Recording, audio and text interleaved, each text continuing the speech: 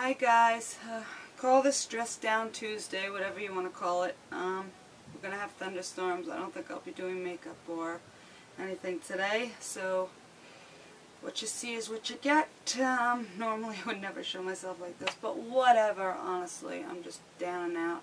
So Dress Down Tuesday it is then, so I'll just say that. And no worries, my husband doesn't get this stuff, he gets the good.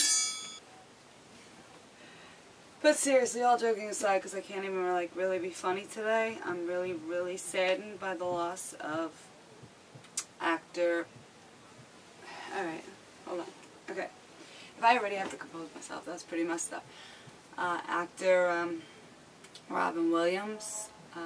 He's been in countless amazing Hollywood films that are just iconic and legendary characters, all the way back from Mork and Mindy to the infamous Mrs. Doubtfire, which I would have loved to have seen a sequel to. I would have bought it, I would have pre-ordered it, because I'd already have known it would have been hysterical and great for the kids. I mean, that was just like the bomb. A movie where I laughed throughout, and then I had that tears at the end, and I could watch over and over and over and over again. And touching, but yet humorous also, films like Patch Adams, that I grew up just, you know, just being touched by this wonderful human being, where you like looked in his blue eyes and you could see his soul, and just came through onto the big screen. It wasn't even like he was an actor. It was like you knew who he was. But at the same time, who was Robin Williams? He was more than a movie star and a comedian and somebody that made us laugh and somebody that made us cry and a passionate person. There was something underneath it all, and it happens to so many of us, and I don't think anybody is immune to it, no matter how much money you have, no matter how much family, notoriety, friends, power. Obviously, power in Hollywood. Who could really trump Robin Williams? I mean, he just, if anybody ever asked me who's your favorite actor, Robin Williams, just shoot out of my mouth. That's just it. Because I love humor, and a guy, oh my God, that has humor, can make me laugh. Oh, that's like my favorite thing. It's right next to honesty. Honesty and humor are just like the most important things to me in a relationship. And I just like, even on Miss Doubtfire, where, like, you know, he's having fun with the kids and doing cool stuff, and he might be making a mess of being a little immature, but he's kind of like how I am too with my kids, and the way that, you know, you only get one childhood. So when I watched that and I saw how ruthless Miranda always was, even to this day I'm like, Miranda, come on, lighten up. How could you get rid of such a great guy? He's not boring, he's not tedious, he's a great guy. Yet it's a character, I know. But I mean, he's just amazing, the way he brought his characters to life, and he just touched our hearts immensely through his work. And like I said, those eyes, he just had amazing eyes. And you know, when I woke up this morning and I heard that Robin Williams died in my ears, and I have severe dry eye from Accutane, so I had to put in my drops. But actually I went back to sleep for a little while because I thought I was dreaming. And when I woke up again, I heard it again. I put my drops and I sat up. I was like, no, it can't be. So I figured a heart attack. It had to be something medical. God forbid a crash or something, or hopefully he didn't suffer. And then I hear that, you know, it was a apparent suicide. You know, they don't say it, you know, as of this morning anyway. I don't know the new news, but I wrote a blog post. You can check it out if you wish to read about it. Vlogging seems to be more popular now, so I'm going to get into that, but I'm not going to look like this all the time, I promise. But I mean, when I heard it and then I heard suicide, I'm like, no way. You know, and as much as he's always been my favorite actor, I'm like, I never knew about his struggles. I never knew he had so much depression and like a history of you know, drugs and alcohol and things like that. If you cut that out of the equation like me and you didn't know that stuff, you would think this guy was the happiest person on the planet. Because he's always laughing, he's always making people laugh, he's always, you know, cracking jokes and being lively, and it just makes you realize how many people in the world are suffering. And it made me take a step back and go, whoa. I mean, all of my friends are always like, stop it, I can't.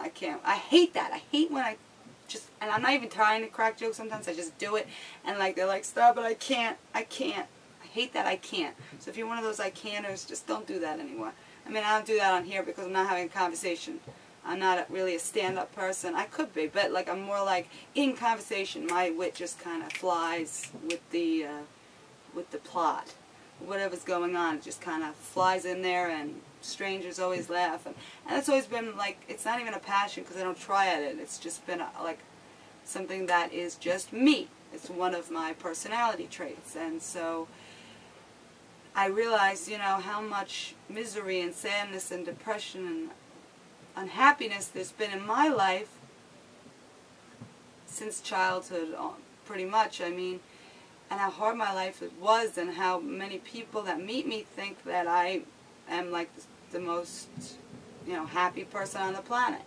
I come across that way. I'm smiling, I'm bubbly, but, you know, I've even had psychics just come up to me and say, you're smiling on the outside, but inside you're not. Take my card. And they just kind of drawn to me. I don't know what it is. I always had this psychic aura about me, and I used to see things, and I totally believe, and I've had some crazy experiences with the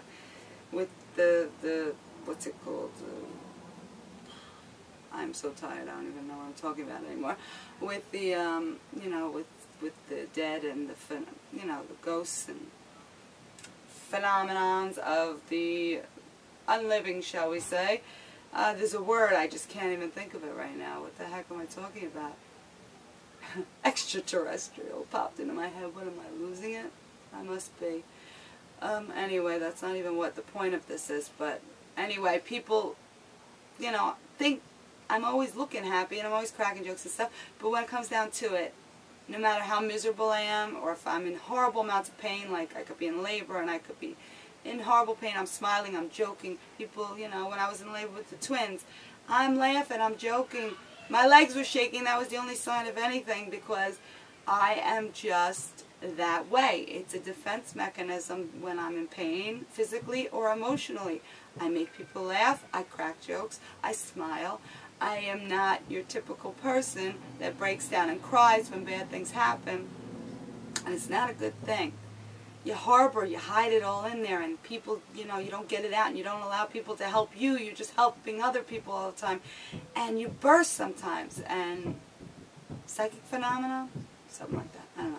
But anyway, but you burst inside eventually, and it's not fair to you yourself. You can lose it to the extent where you can inevitably take your own life. And there were many times in life where I wanted to die, and I thought it would be just kinder on other people. I mean, just kinder on myself in general, and just the whole world. Like, if I just disappeared from it, I don't know, I just felt like I was worthless. And you know, it's really sad. But at the same time, I grew up with the Christian religion of believing that if you do kill yourself, you go to hell. I don't believe Robin Williams is in hell at all. I believe he's in heaven. I believe God knows your heart. He knows your troubles. I believe anybody can have that moments of weakness where they can break, because I had those moments of weakness where I almost broke, but I didn't, but it could have happened. So I can't say that I believe that. I believe God is forgiving even at that end time. I do, despite the Bible, whatever I was brought up. But maybe that stopped me in a way when I was younger. But also just the fact that I knew there must be a little bit of light at the end of the tunnel. There has to be something. Like, my life was like a book, and I had to find out the ending. There had to be a good ending, a bright light.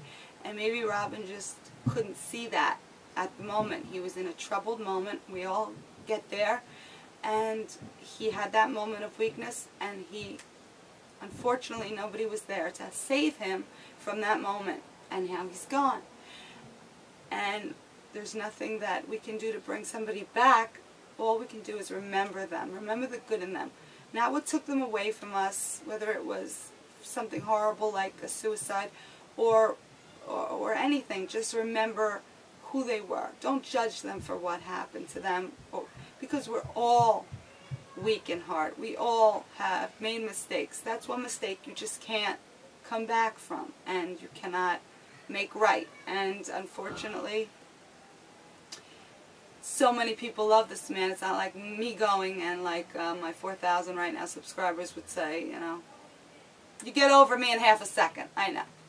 But he'll be remembered forever, and he's legendary, and he's wonderful, and may his comedy continue to bring generations of people like me and my children and their children and their children lots of laughs. I just wish his career and his life could have lasted a lot longer, because he was amazing, the best.